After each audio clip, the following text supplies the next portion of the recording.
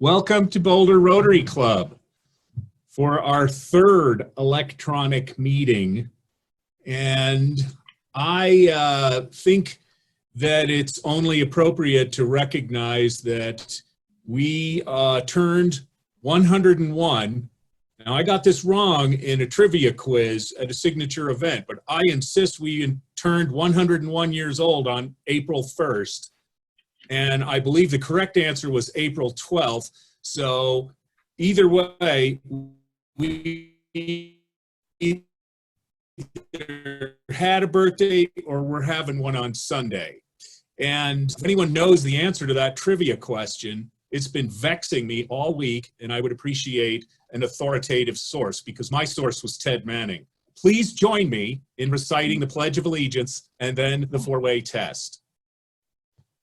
I pledge allegiance to the Rotary has started screen flag of the United States, one nation, under God, indivisible, with liberty and justice for all.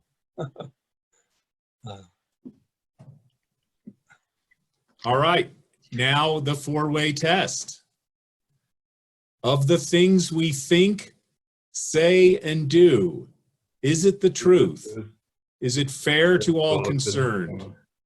Will it build goodwill and better friendships? Will it be beneficial to all concerned? All right. So,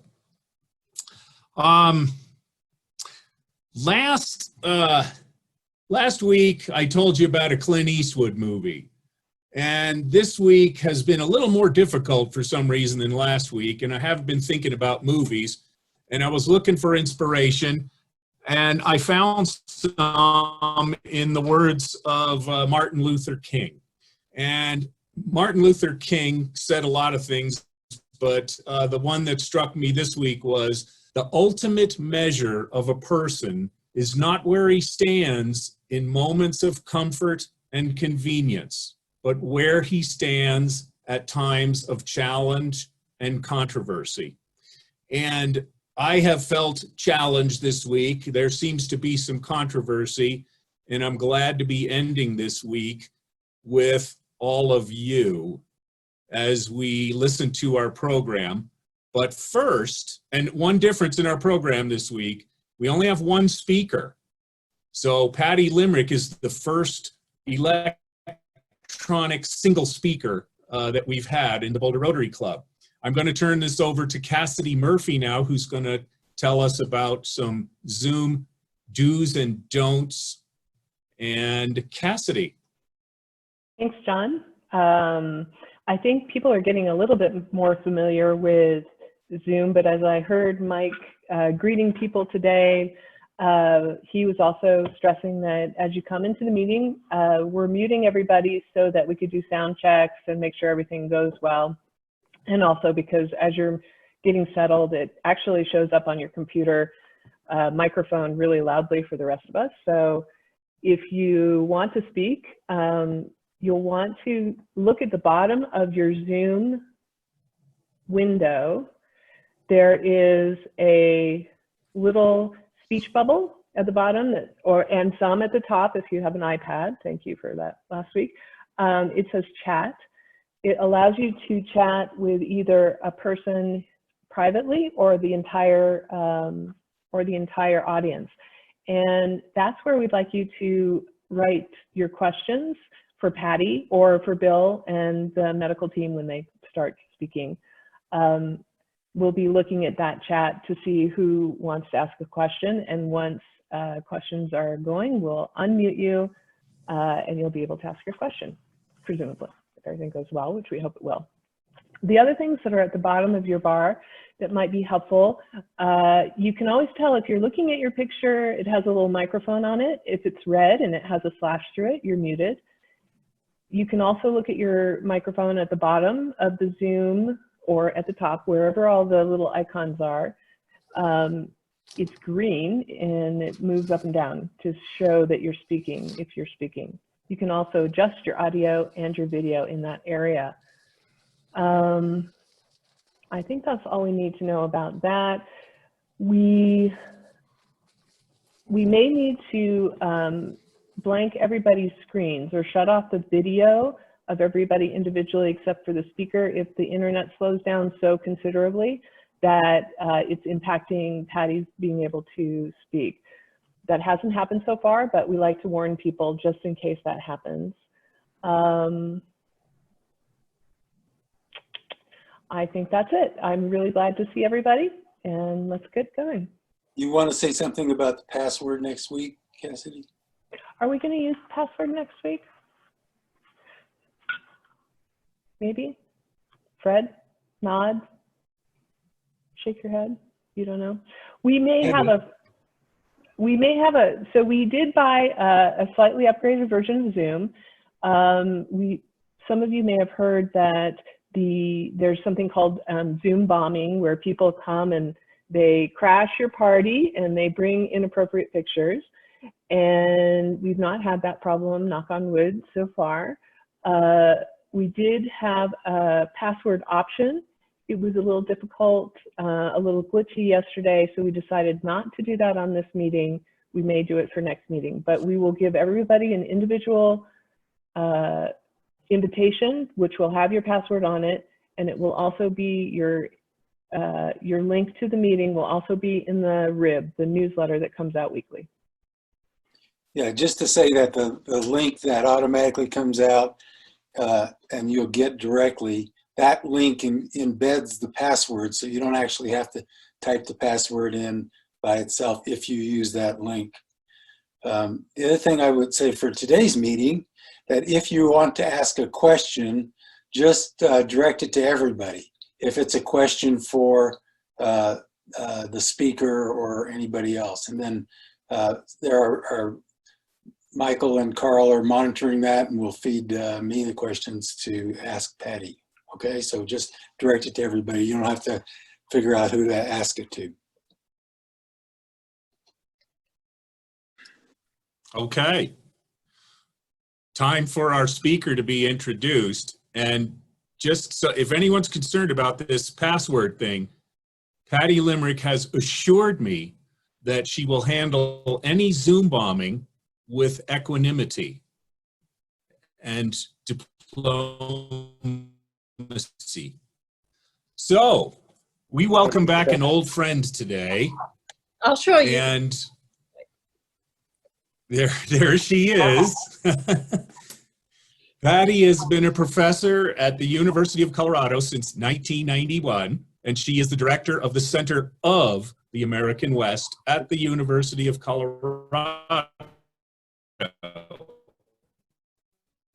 Today, she's going to talk to us about the viruses, contagion, and temptations of complacency. Because believe it or not, we were here 100 years ago, roughly. And on a personal note, Patty had a bout with the chicken pox in 2002. And you may not recall this from your childhoods, but Patty does from her adulthood.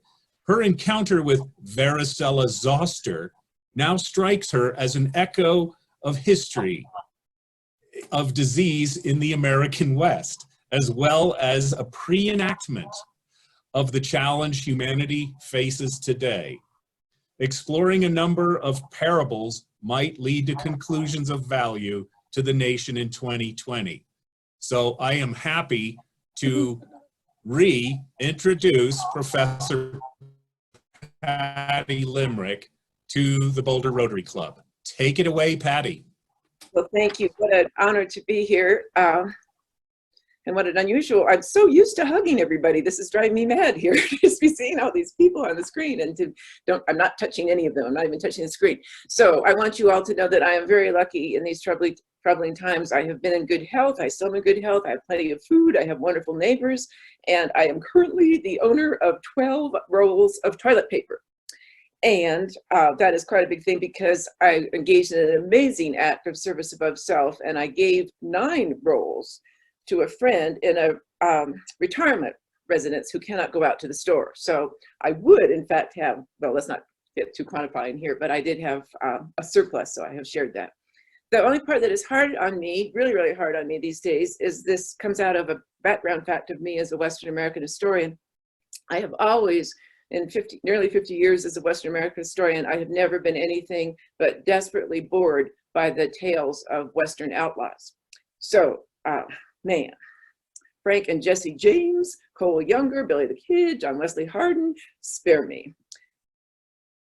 So, so the preposterousness of my life today that I would do this when it comes, given my feelings about the history of outlaws, the fact that every once in a while this misfortune of the bandana comes over me and I have to present myself to the world as if I were an old Western, or doing a reenactment as an old Western outlaw on my way to hold up Walgreens or something of that sort. That is really, that's hard on me. So this is tough. But the one thing I think careful research has established, that real Western outlaws were principled and consistent in at least one trait in their conduct and self-presentation. They were scrupulous in refusing to wear lavender bandanas. So this is my gesture of independence. Who was that masked historian? That's the moment we have here. Okay, so I am here today to talk about, to use an experience I had a number of years ago with chickenpox, and to reflect on the lessons I took from that. I'll tell 7 short stories and draw lessons for our times from that. I do want to start right at the beginning by saying that contagious disease is central. So it's a through line in Western American history. There is no part of the history of the American West which has not got a major element of the despair and anguish and troubles of serious infectious disease. There is no group of people in North America who know more about this, who have been more expert in the history of contagious disease and infection than American Indian people. And it is very meaningful and to me that Boulder Rotary has a project with Oglala Lakota on water, and I have not contributed, but that will be remedied in the course of the day, because I'm just really, really happy that Rotary is doing that.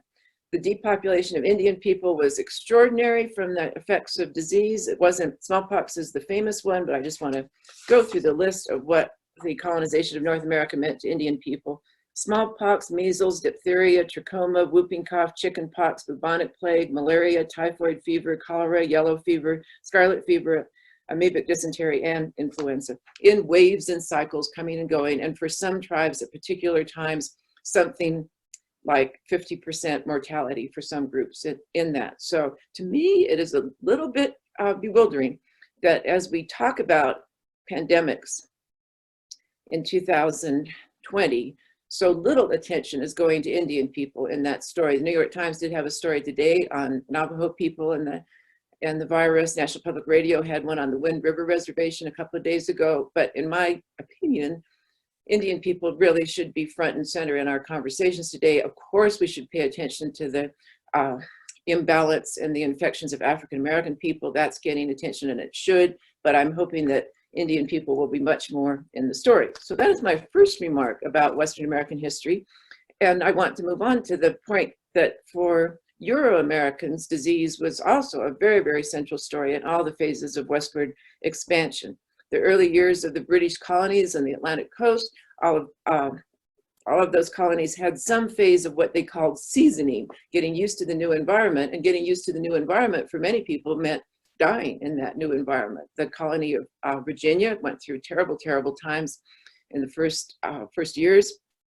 The great historian Edmund Morgan, in his book about the Virginia colony, most important of the books, that place has a chapter called Living with Death, which goes directly to the scale of disease and suffering in those first years. In the Midwest, the ague, which seems to be the most contested pronunciation in American history, ague or ag, some people say. Anyway, fevers and chills were very, very central aspects of life for the colonizers of the Midwest.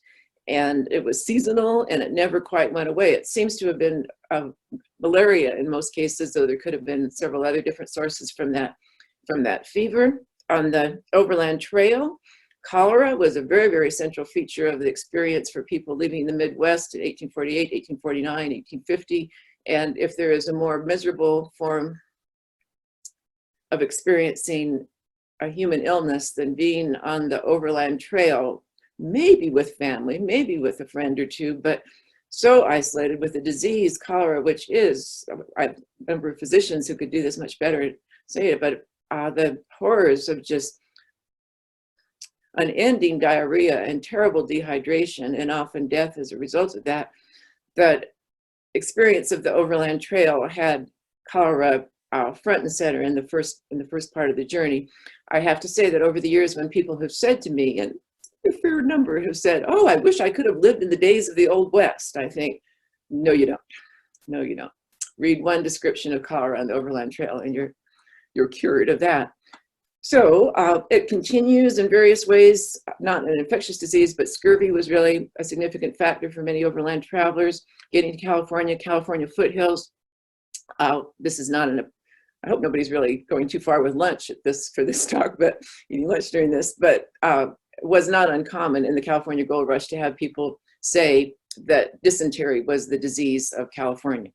So it's a very front and center story, the story of disease in American history. And in some ways, I think maybe all of us Western historians should have been putting it front and center, and maybe we would have a better prepared citizenry if we had been doing that.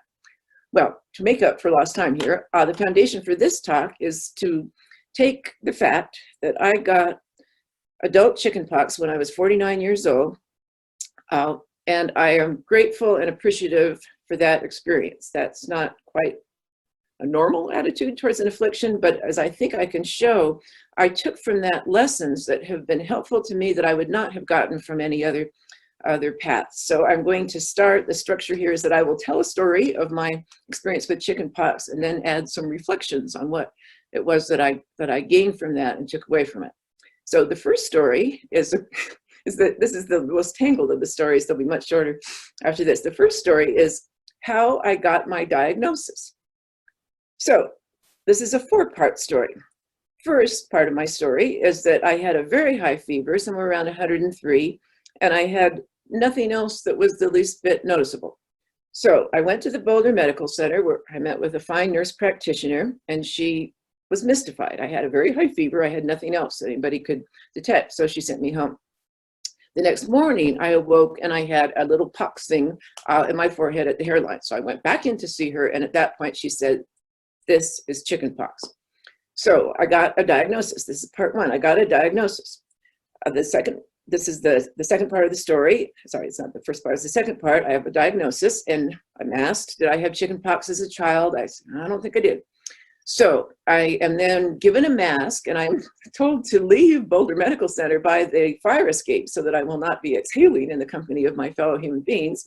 And I'm to go home for 2 weeks. So I have a diagnosis. My husband, Jeff Limerick, had chickenpox as a child, so he feels pretty okay about being the caregiver. We go home. Part 3 of the story. 2 days later, a nurse practitioner calls, and she says the test results are back from my blood test. They brought a woman up from the lab to get a blood sample. And the bad news is that it doesn't reveal chickenpox as the cause of my illness. So there's a moment of deep feeling that I have pox all over me at this point, and apparently I don't have chickenpox. Jeff Limerick then shows a symptom of what I think dermatologists would call going green around the gills, as he understands that he has been here and he feels perfectly comfortable because he's had chickenpox, and now I have a horrendous disease that has no name to it. So it's going poorly at that stage. So then I don't have a diagnosis, stage 3. I just have something that is quite terrible, but must be some mysterious illness. Maybe I'm introducing a new disease to North America, nobody knows. Then 4th, the nurse practitioner calls a day or 2 later, and she says that she has checked things out. The wires were crossed on the test results. We took the blood test too early for that particular test. Having a virus in the bloodstream will lead, that tells us nothing. You have to wait for the antibodies. So she says it is probably chickenpox. You'll have to come back in and you'll get a test. When you can go back out into the world, you can get a test and we'll see if we have antibodies. So I have a probable diagnosis, and then after I recovered, I got a blood test, and I did have chickenpox antibodies. So the reflections on this story, various lessons. One of them is that was time travel. I had, for a couple of days, I had a mysterious illness that had no name, and no medical professional could tell me what it was. That was a trip, in some ways, to the 19th century, before germ theory, before the understanding of disease process. So I lived for a couple of days just in a terrible world where I was very afflicted and no one knew why. Didn't last very long, but the antibodies came through, and that has made me a big fan of antibodies ever since the antibodies came in and told me what I had. Now in 2020, I think about a very mild cold I had, badly timed cold. 3 weeks ago, I had a cold. It was very mild. I hope it was COVID-19, and I would love to have a test, and I would love to know I have antibodies, because I could be such an agent of good. I could travel the world like a tooth fairy, taking toilet paper to people in senior residence halls. I could just be out there in a big way, just being as helpful as anyone could imagine. I could do all kinds of things as a helpful person if I knew that I had those antibodies, and I don't. I might have just had, I have no knowledge, I might have them. It might just have been a mild cold. So that is my first reflection, is when you get a medical test, prepare for what might be an interesting set of conversations about what those test results mean. So by all means, tests are valuable and important, but they can have a lot of different meanings. The second story, how I went around the world as an agent of misfortune and a vector of disease without a clue that I was a source of trouble. If you go to reliable internet sources, and I should have asked the doctors in our group before this, but the incubation period is as much as 2 weeks and can even be 3 weeks.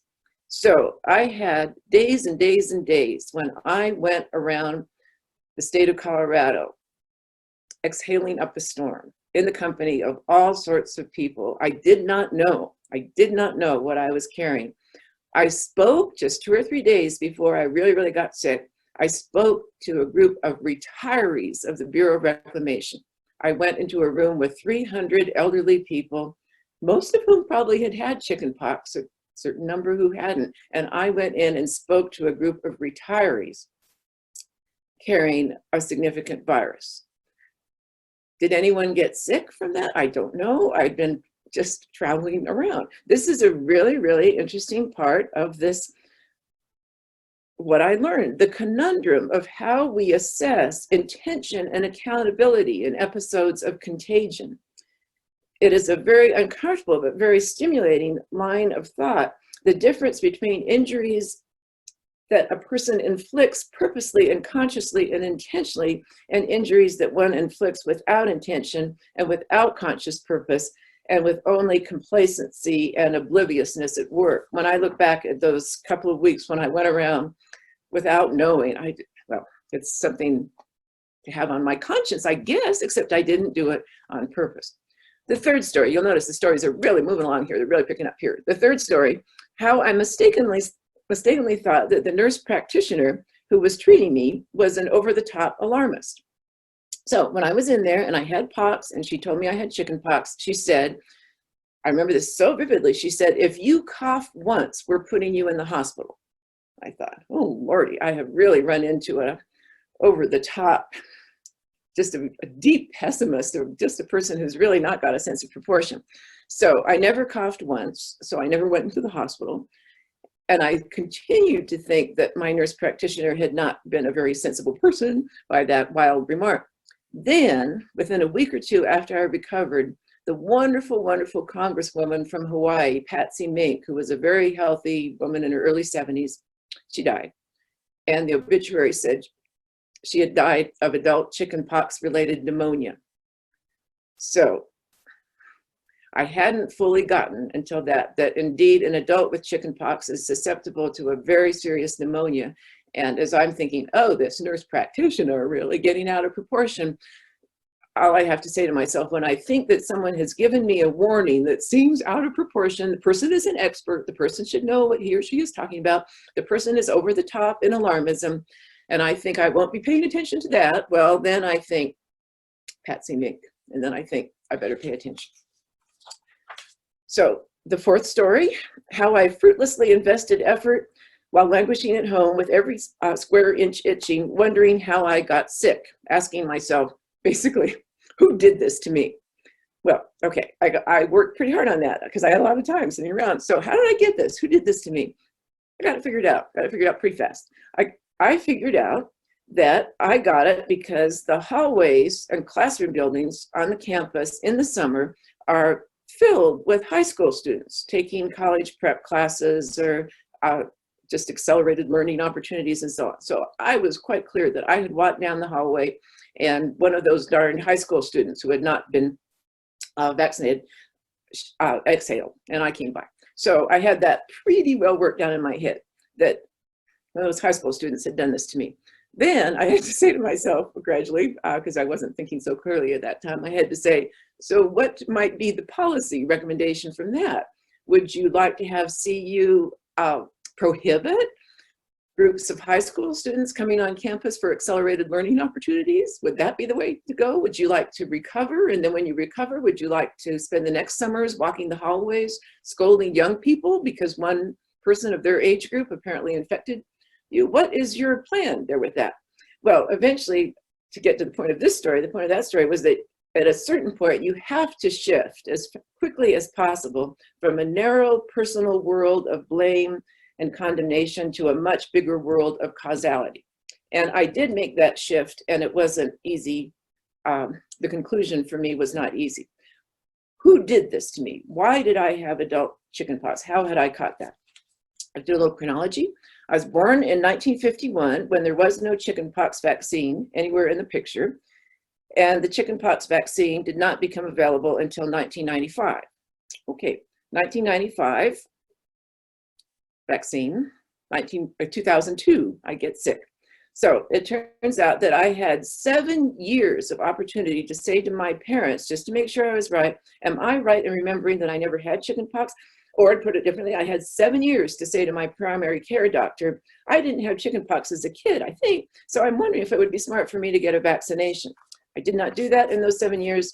So we arrive at this uncomfortable answer. Who did this to me? Who set me up for a siege of adult chickenpox in 2002?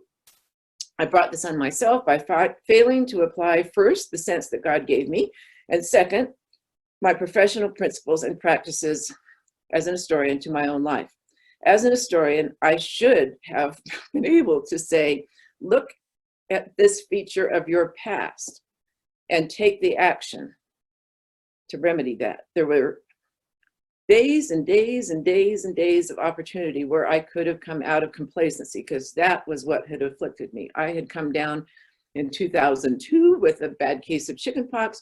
Years before that, I came down with the worst case of complacency, and I went along without ever saying, is there something about the past I should be reckoning with? So that is my, along with put Indian people in the center of our conversations today, I also would like to make the recommendation that we organize and unleash young historians and retrain them so that they can be complacency correction delivery devices, that we could send historians, young historians out with better skills for communicating with the public. Right now, not happening. Academic training doesn't really go where it should in making that a possibility. But I am hoping that we could be much more mobilized now after our experiences in these last few months to get young historians out, taking up this important cause of communicating to the public and cutting back on complacency. So I've got maybe 3 more minutes and then I know I'm going to be out of time here. So the 5th story is the part of my story that is least relevant to our times. This part of my story, oh, here's good news. There's only 6. I thought there were 6 stories, but now as I look at my notes, there's only I thought there were 7, but there's only 6, so we're in good shape here. So the 5th story is the part of my story that really, I just try to think, how could we ever apply that to our times now? The 5th story is how I returned to normal life. It's not much of a story. I just did. I did what the doctor said. I stayed home for 2 weeks. The pox pretty much went away. Just a few little scars. And I went back to my office, and that was that. Going back to work, I just waited for a clearly defined unit of time to pass, and then I walked out my front door and I went back to work. It was completely clear on the doctor's part, how long will this last? When can I return to normal? And boy, is that a hard one to apply to our current circumstances. And that is why I'm so eager to be a part in any way I can of any reflections that you folks are having, my folks, Rotarians are having about how we figure out that timetable and go back to normal, or go to something that is better than what we had as normal. That would be the other option. Then the 6th story is It's a good one, and it's the most relevant and most Rotarian of the stories. It is about the enormous lasting impact of kindness. So I am pretty sociable, and 2 weeks of being at home, that was not only my idea of a good time. My coworkers at San American West knew that this was not easy on me. I will say that the itching is astounding, and so you do have a full-time job, which is not scratching. That is your job. So I was not having a good time. My coworkers at the center knew that. We had had various guest speakers who'd come from time to time, and we had gone to Rudy's and on Table Mesa in South Boulder, and I had always expressed enthusiasm every time we'd gone to Rudy's. I had loved the coffee toffee pie. So one day my coworkers contacted me. We were about to see the impact of kindness almost 20 years later, and they said, you should go look at the porch. And they had left on my porch, they had left a whole coffee toffee pie from Rudy's. So I don't know what I'm not sure I would want that much pie now, but in those days, that was just so glorious. That was so wonderful. And the coffee toffee pie has always just been a joyful element here of my memories. And that to me is the core of what is before us as an opportunity here. The opportunities for these acts of kindness that will linger forever and ever in a person's memory or in a group's memory, those are endless opportunities at this point. And over the years, it turned out that I was able to see the coffee toffee pie as connecting me very directly to the people of the Western past. In 2002, my friend Susan Johnson published a wonderful, wonderful book on the California Gold Rush called Roaring Camp, which you would all enjoy reading, I think. And in 2000, when I read that book, a story there had struck me and stayed with me. So when I got the coffee toffee pie, in a subliminal part of my mind, I thought, now I am totally tied to the people of the gold rush. How was that? Susan Johnson, in her book, tells some stories about the hardships of people in the California gold rush and how kindness to each other had eased those hardships from time to time. And there is a story in Susan Johnson's book, and I'm going to quote so I get it right here.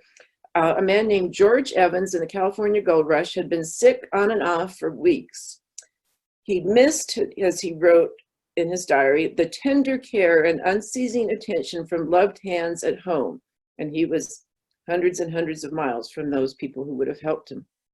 But here is a passage from George Evans's Gold Rush diary that Susan Johnson found in the archives about the kindness he received from another hopeful gold seeker. Mr. Parker, I'm quoting George Evans, Mr. Parker, an excellent and attentive nurse in sickness, baked us some apple pies, the only food I relished in the last 4 days. These pies could not have been better if baked at home. So I read Susan Johnson's book in 2000, and Mr. Parker's pies stuck in my head, in my mind.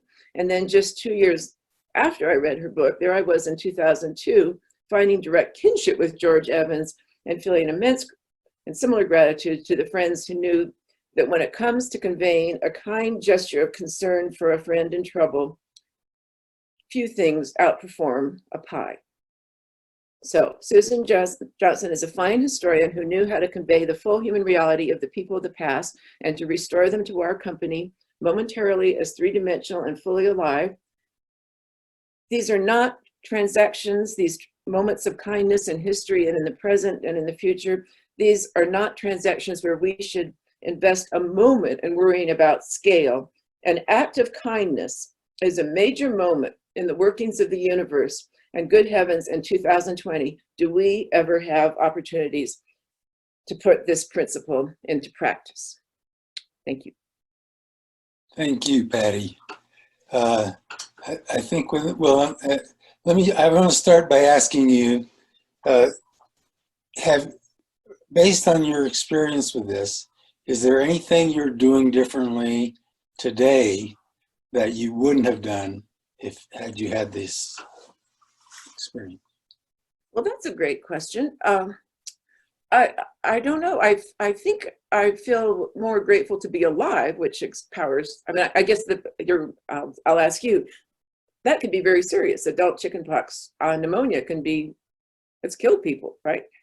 So I can't be complacent about, well, I just didn't have a very major illness at all. I had an illness that could have been really bad. So I'm between that and Jeff Limerick's death, where Rotary was so kind to me through that when he had the stroke, perished from that. So I feel that's probably one reason why I get sort of tearful when Michael is greeting all the people coming on. I think my sense of gratitude for being in the company of people who've been so kind to me over different phases is probably more intense. Would I do anything differently?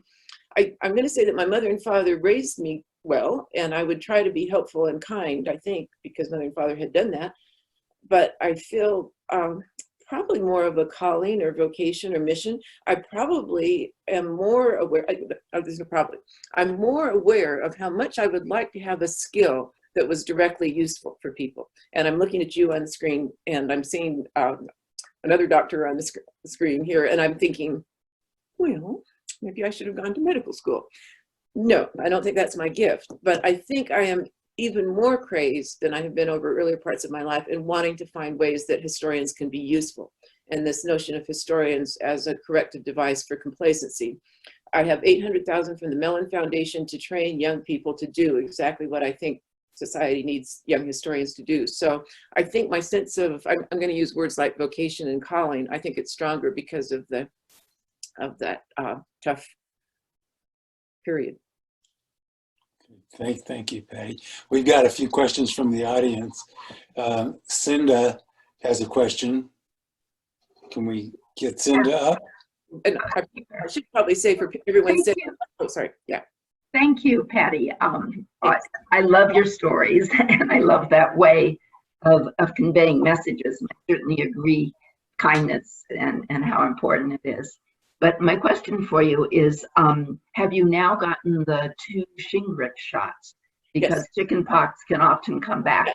Oh yeah, no, I was about to put that in there. So I almost was interrupting you just to say that because, right, if I had been a better historian, if I had said to mother and father, did I have chickenpox, I could have gotten the vaccination for chickenpox and I could have been spared the susceptibility to shingles. But I guess, well, maybe that's an answer to Gary's question. At least this time I was smart enough to think, oh, don't wait and drift into that. And I have had friends who've had shingles, and it sounds really horrible. So I have had the shingles shots on that. So, and you want to know what my great fear these days, when I look into the future, this is what I fear.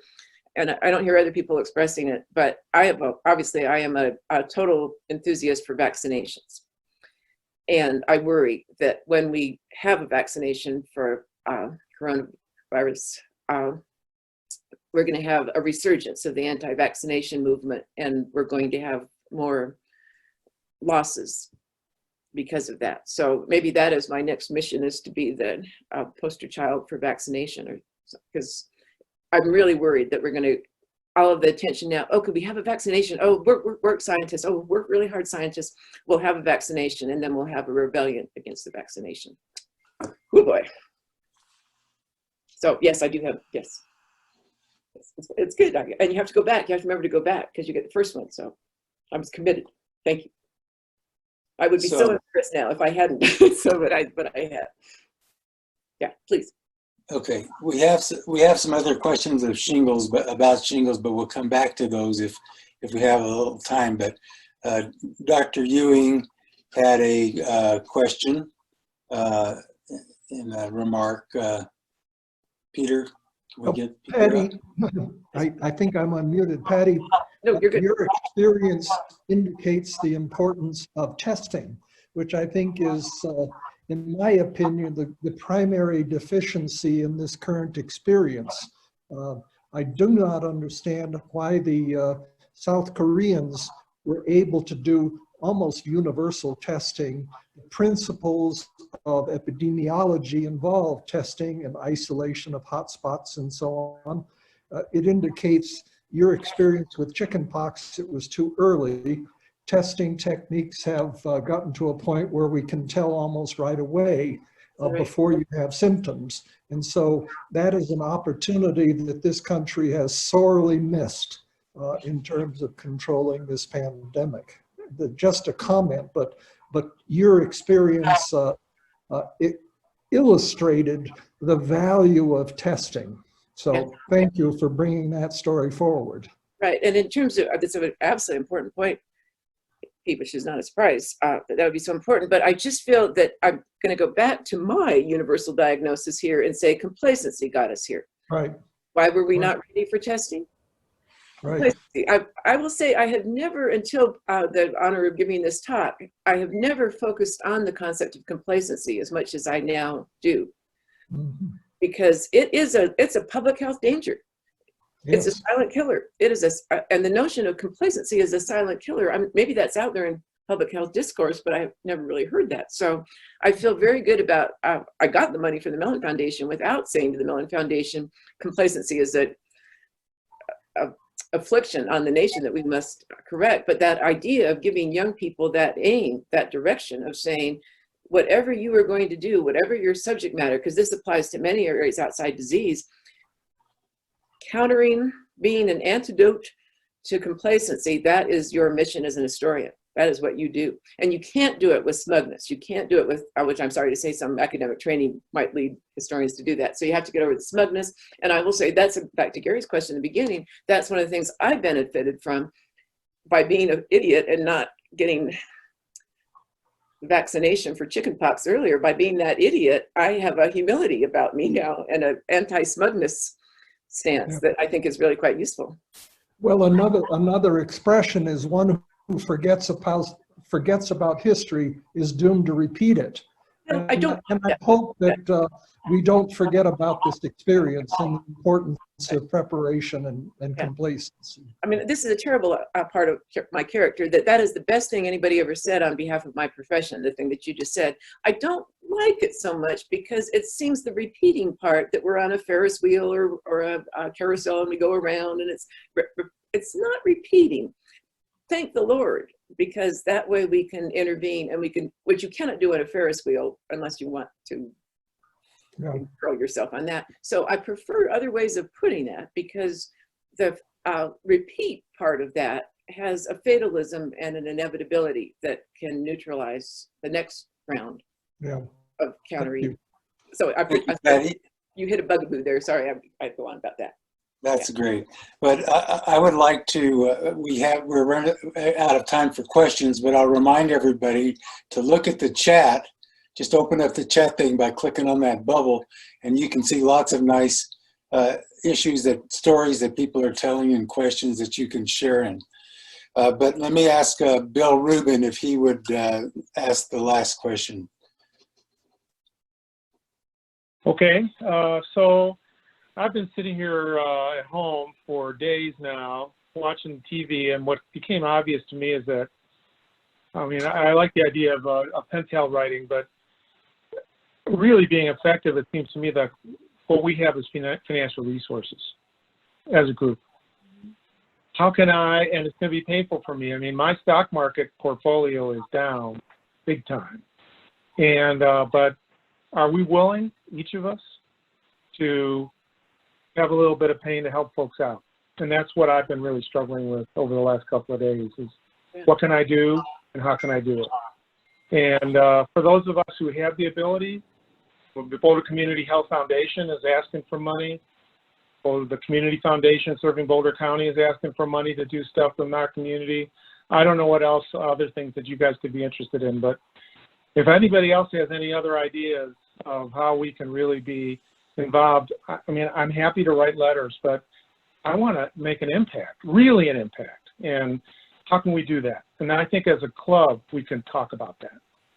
I will say on that for me, this point I was making about scale not being the measure of acts of kindness, that seems really important to me, because otherwise the sense of being overpowered by so many needs out there now, I think paralysis can be a risk there. So for me personally, I was really, really lucky, and this is really embarrassing, I forget what it's called now, but the adult literacy program that Boulder Rotary has always been a big part of, Boulder Reads or whatever it's called now. I was a volunteer in that really early on when Francis Shoemaker, the guru, was here and was teaching us how to help adults with literacy.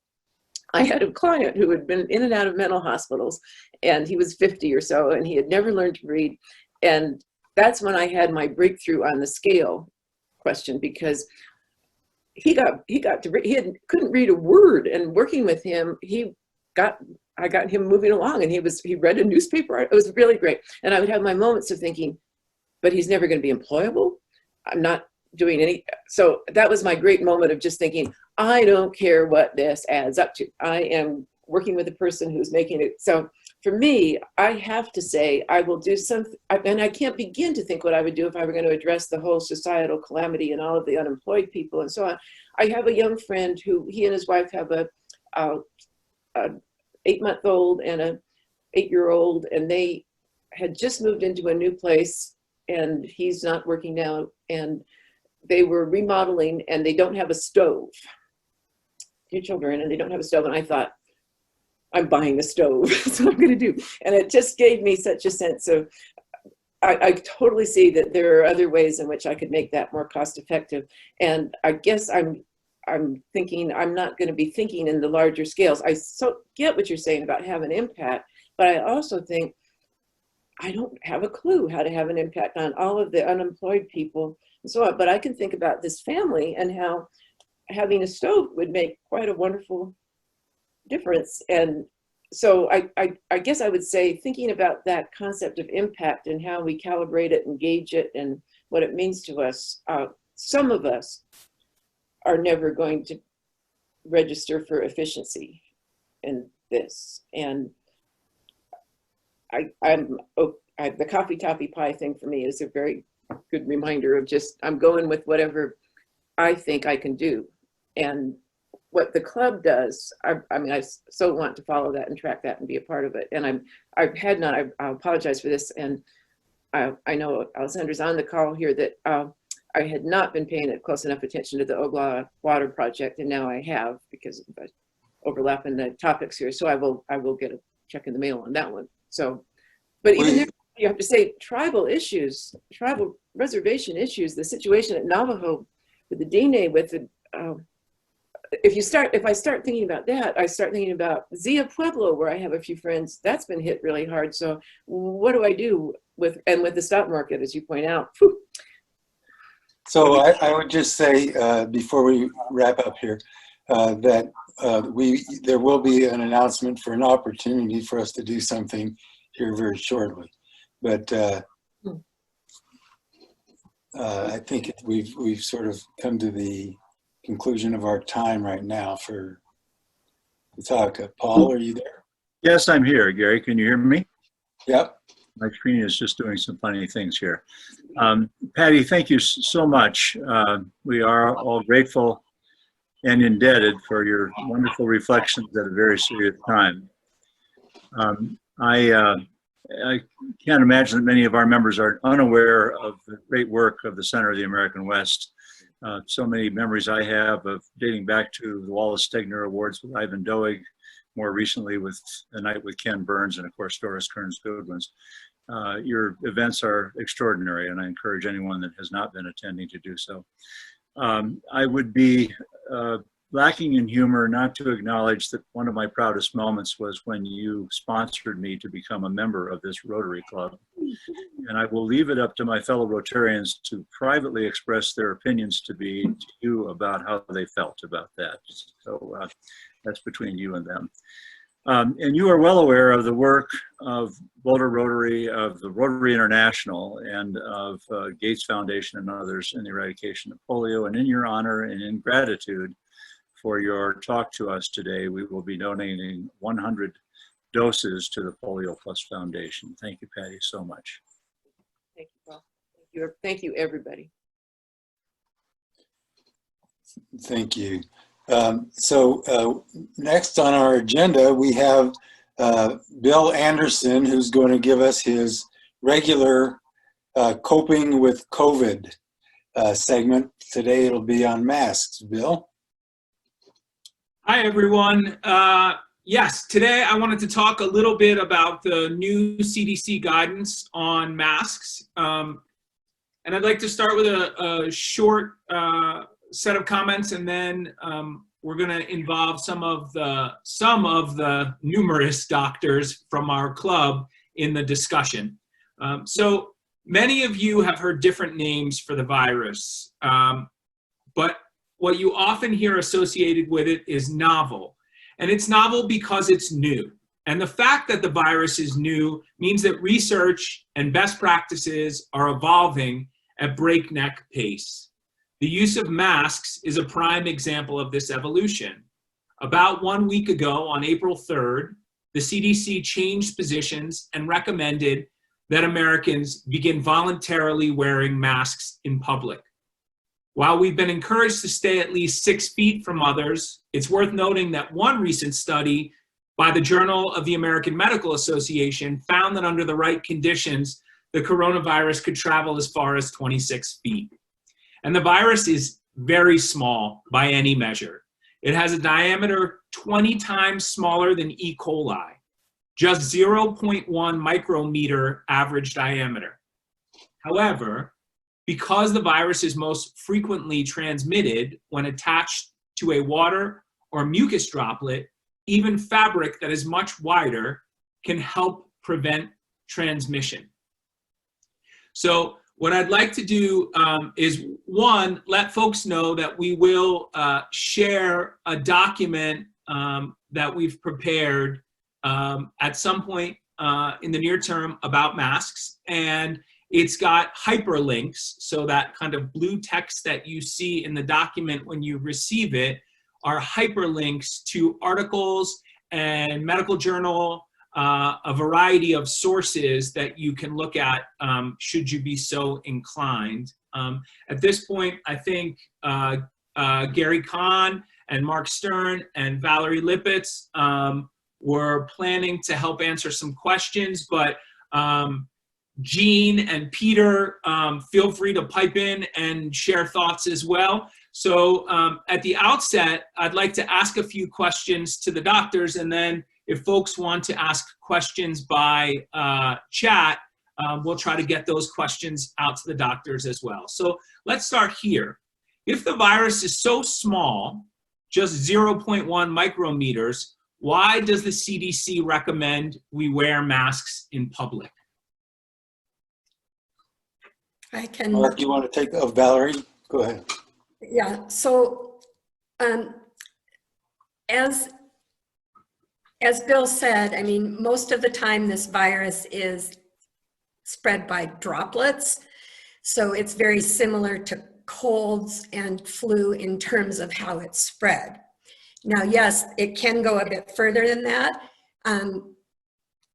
Aerosolized viruses like chickenpox are spread in the air itself. That's why they told Patty to put a mask on right away, and she shouldn't be in contact with anybody else.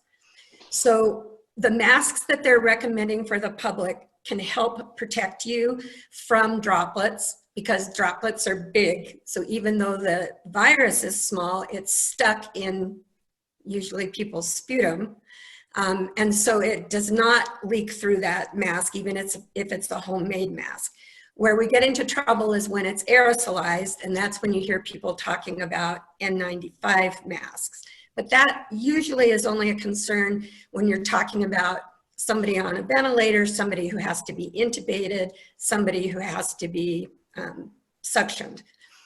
The masks that we are to wear in public are pretty much, there's just two really important things you guys need to remember about those. One is it keeps us from touching our freaking faces. We are all really bad about touching our faces. And I too have to, oh, there goes Bill. Anyway, we all have to learn not to do that. The mask helps some. It keeps you from touching your face. If you are a person who has the virus and you don't know it yet, it also helps you from having your cough spread to other people. So the main purpose of the mask is to stop us from touching our faces, to maybe be a little protective if somebody coughs near us, but definitely for people who don't know they're infected yet, to protect others from our own cough. Thank you. Yeah, that's the really important part about this. And the other thing I would add is that you shouldn't, even though you are offered some personal protection, you should not change your stance about going into public because you're wearing one of these for your own protection. It's more for protection of others, and a societal obligation to try to help each other in this situation. By protection of others, it has to do with your being a possible pre-symptomatic or asymptomatic individual that has COVID. Okay, and the probably most important reminder of all is that this is no substitute in any case for social distancing. Yeah, and washing your hands, right. Those are the two things you must do regardless of any mask protocol. And when we get enough masks, they may change to asking all of us to wear medical masks of some kind, but that remains to be seen. The research is still in limbo about how effective that is and what kind of masks we could benefit from. Thanks, Gary and Valerie. I guess I'd like to add something. I think fear has become something very important in this pandemic. And I think our scientist at the CDC spoke to this very well. He talked about how long the virus lives on various surfaces and so on. But then he went on to emphasize that we cannot be consumed by fear. If a virus is on a surface for 3 days, after 2 days, how many of the viruses may still be alive? Now, this is not meant to release everybody of fear and give them complacency, but we should not all be paralyzed by fear, because it takes a certain viral load to result in an infection. Now, I have no idea what that viral load might be, but still, we should not all be paralyzed by fear of this virus. We just need to be careful and follow the directions that have been given to us. Thank you, Peter. Cassidy, you had a question, and then George Russell.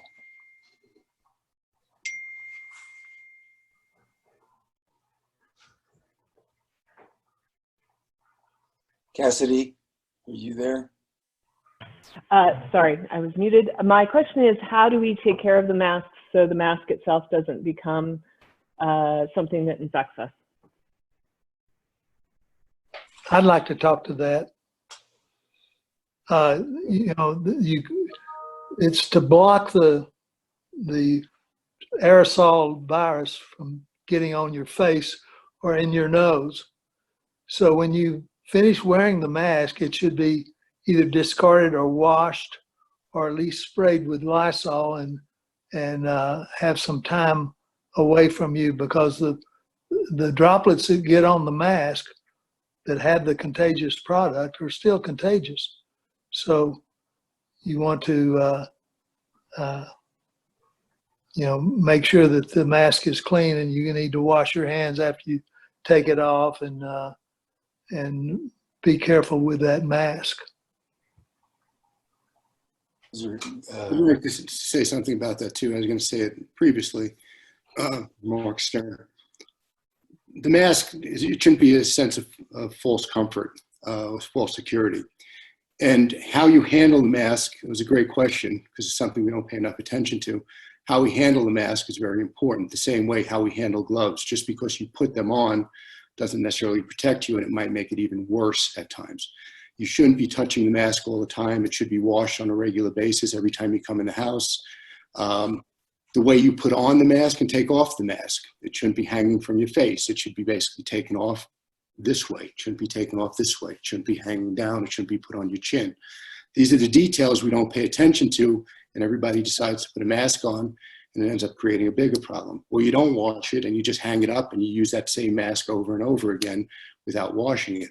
Those become a bigger problem and create more potential of you getting the disease or the illness than not wearing a mask. So you need to pay attention to the details and not get a false sense of security by just putting on gloves.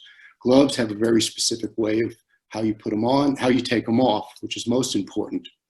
You take them off, and maybe one day we'll do kind of just show you how to do it. But if I'm wearing gloves, you take it off with one glove, you pull it off, you don't touch your skin. Then with the hand that's free, you basically put it underneath and you pull it off.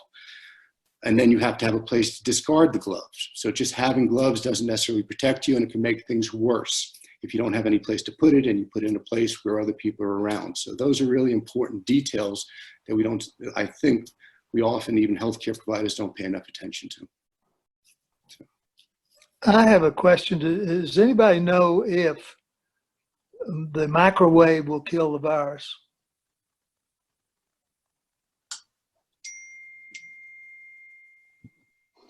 I have no direct knowledge about that. I haven't seen anything about that.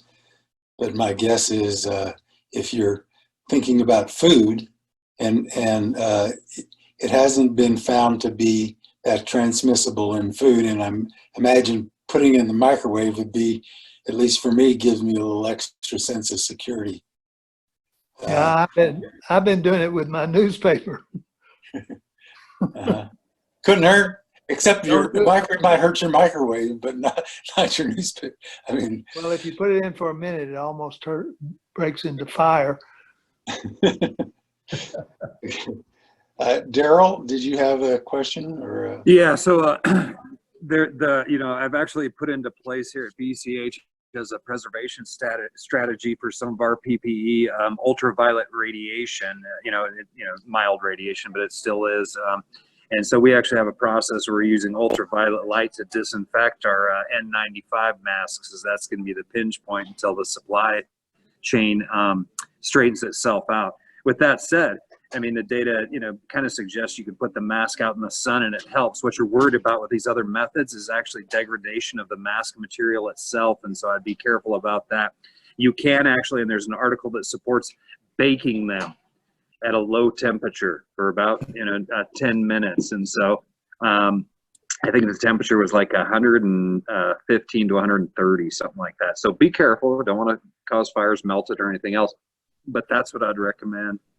And then if it's a cloth mask, you could put it in hot or boiling water. That one's a little bit easier. With masks like these cloth ones, that's where you worry about the degradation. Okay. Thank you, Daryl. And there's for those medical masks, there's some companies that have come out with some processing things to help reuse them by putting them all in a room and putting a disinfectant in there for overnight, and they're free of virus, at least going into the next day. So those are some ways that people are trying to help the situation with medical mask supply.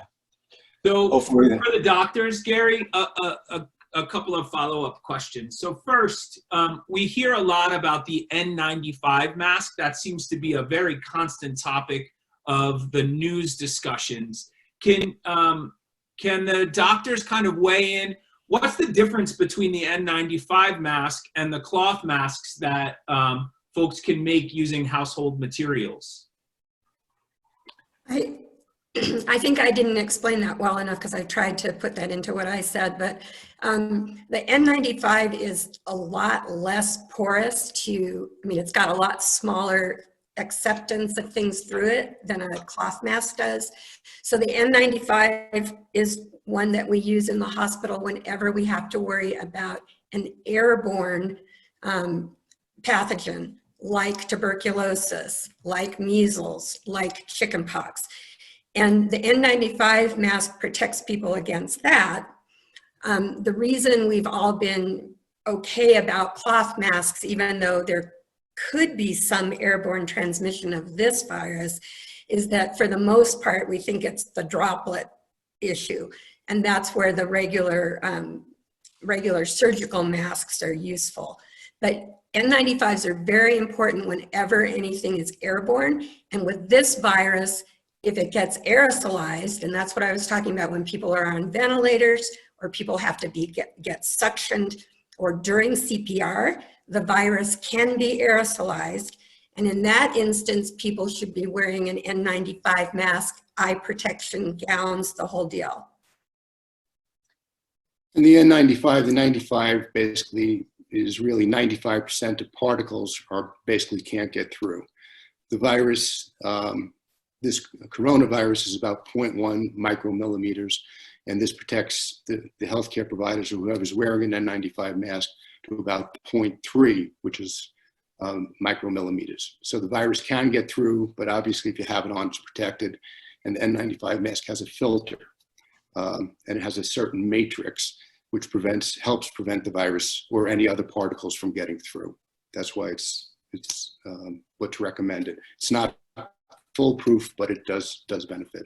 One other thing I'd like to just mention, which maybe I'll get myself in trouble for, I've been in healthcare. I'm out of it right now for the last 2 years, but these masks were used in the past, and the stuff that we're doing to them now to get rid of the virus, whether it's microwave, a Lysol, or putting it in the sun, those would have been, if I was getting a JACO or a federal review in a hospital that I was working in as an administrator, or a state review, I would be cited for what we're doing today. I just want to point that out. So we are putting our healthcare providers at risk. We're doing the best we can because these are desperate times.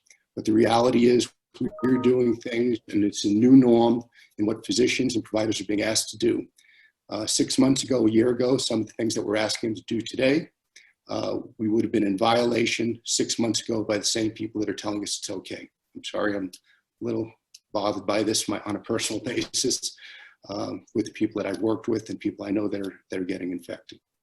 It's better than nothing, but these are desperate times and we don't have the supplies that we need, so we're doing the best we can with what we have. Thanks, Mark. Thank you.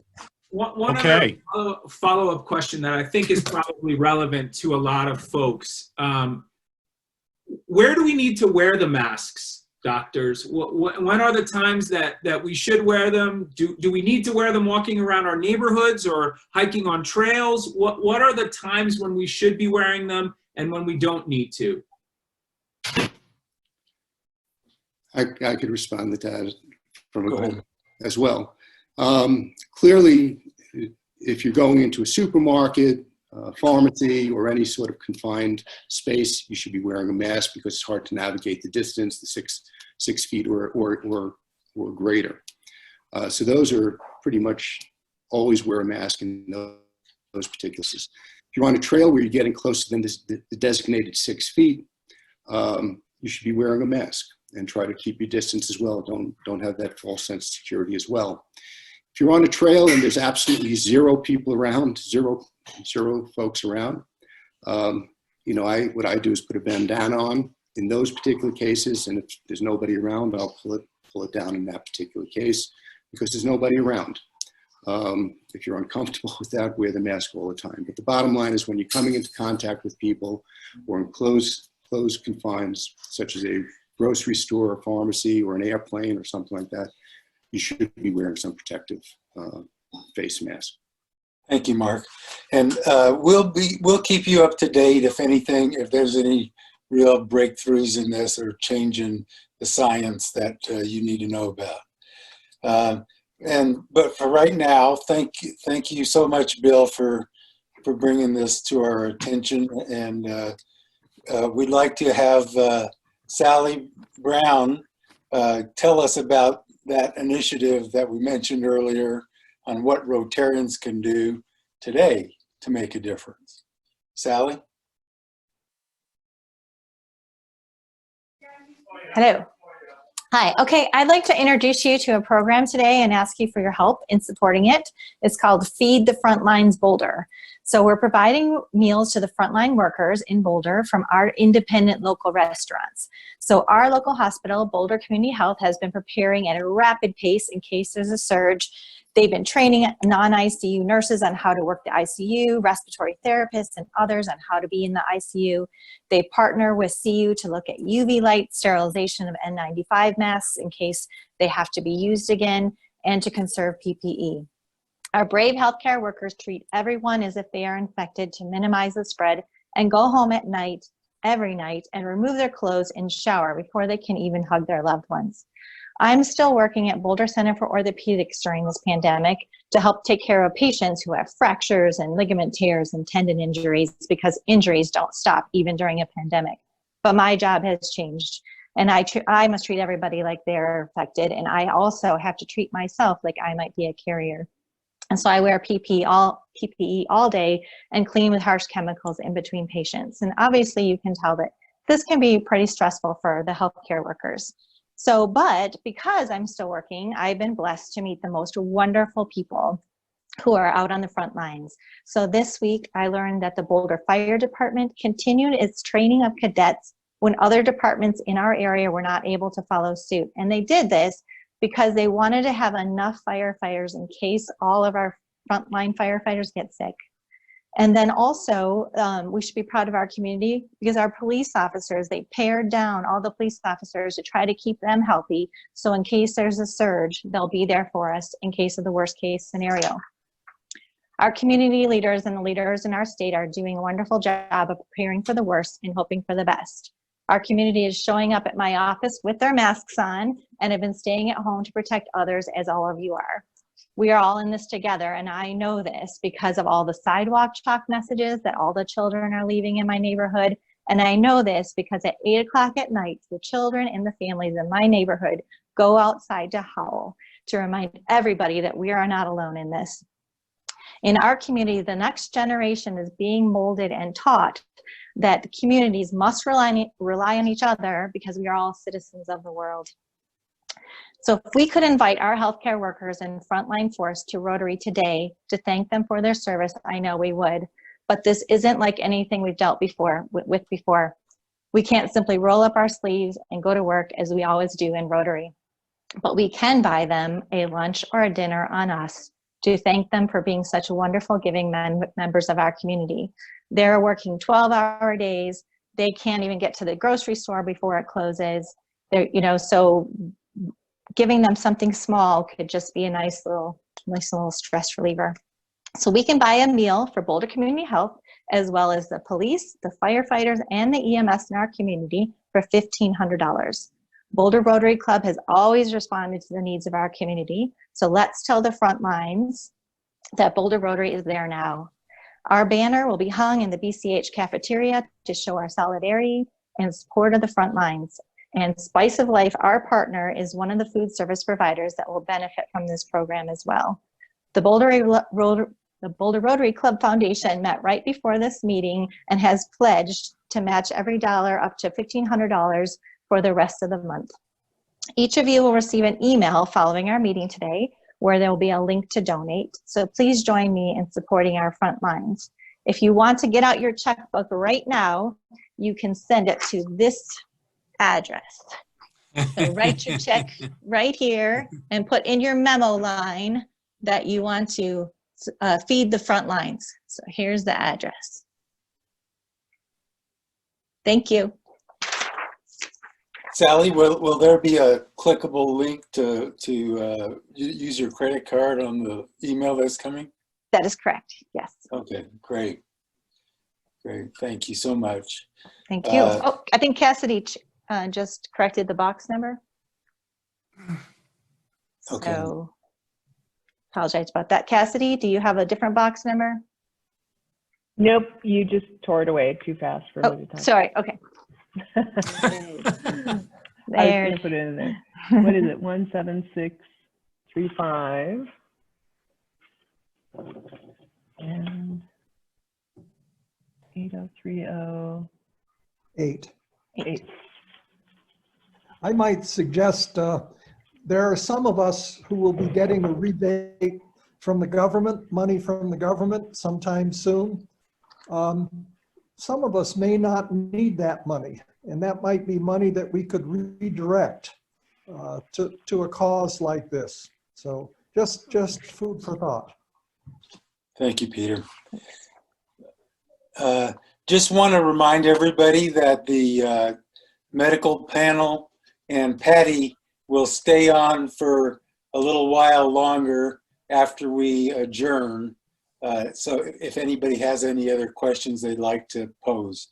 So John, it's all yours. I'm here. Couple of quick announcements. If you're looking for something to do, as soon as 8 o'clock tonight, I'm wearing my coyote bolo because I can see that some people want to howl tonight, just like me. And so that's 8 o'clock tonight.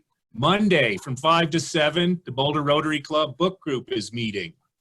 And there is a link in the rib that'll get you into that meeting if you want to attend. The book they're reading, The Girl with 7 Names, A North Korean Defector Story.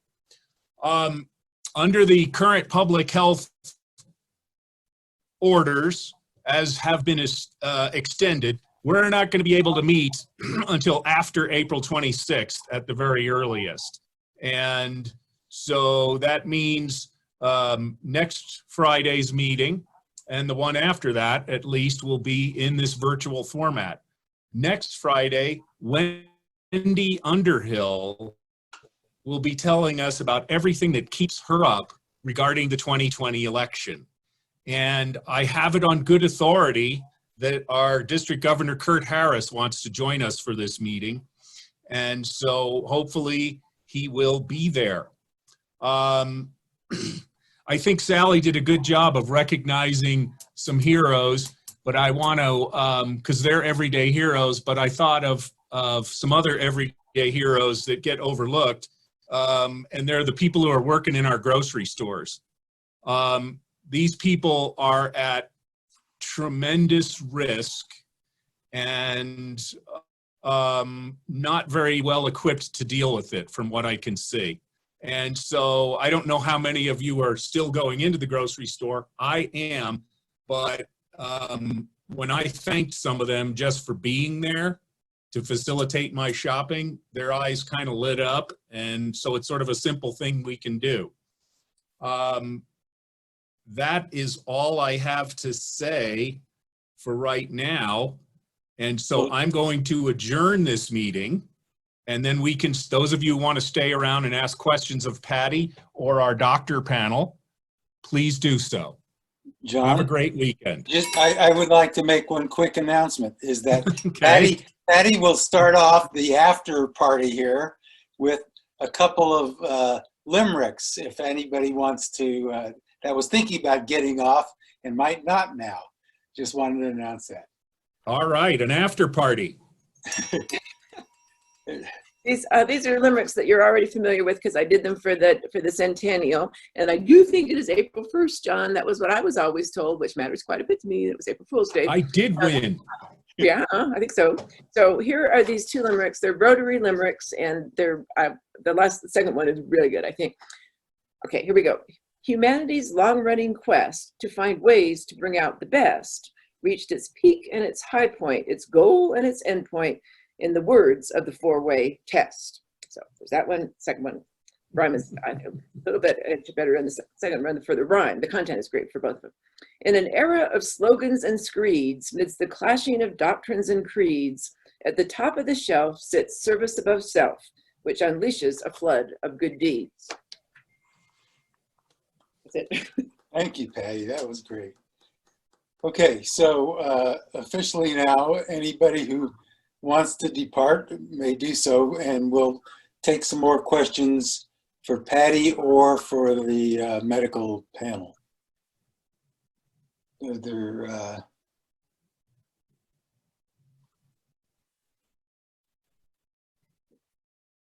Let's see.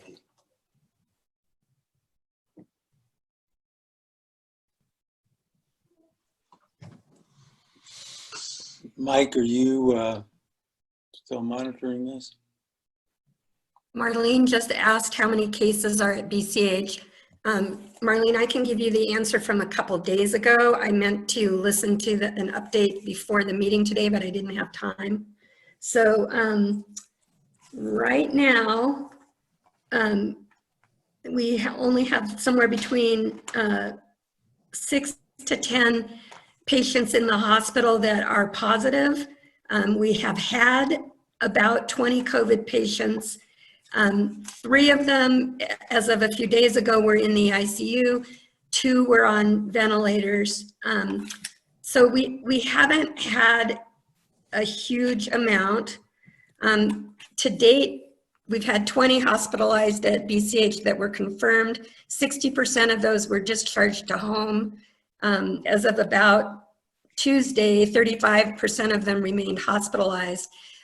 We have so far only had one death at BCH, so that's about 5% of the positives.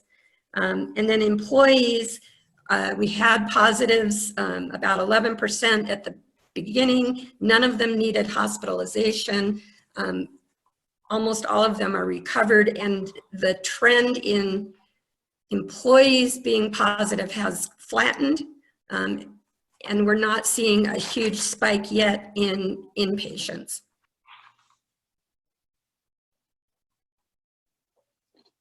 Thank you.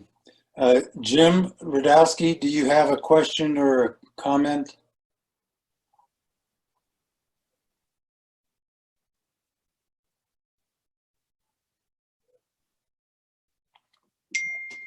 I guess he's not on there any longer.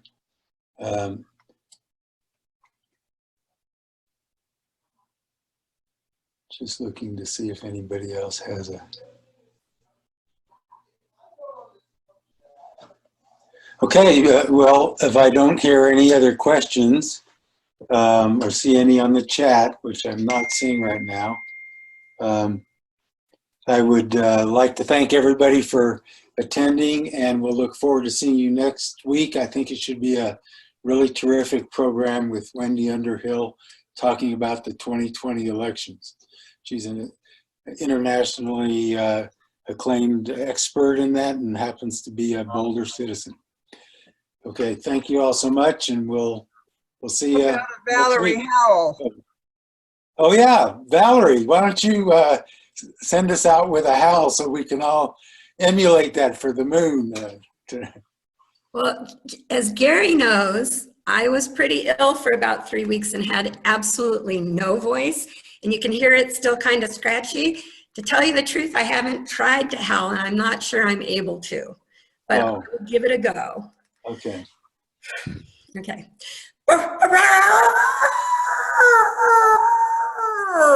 Yeah, you can see I can't hit the higher level. I'll try again tomorrow. Love you guys. Bye. Yes.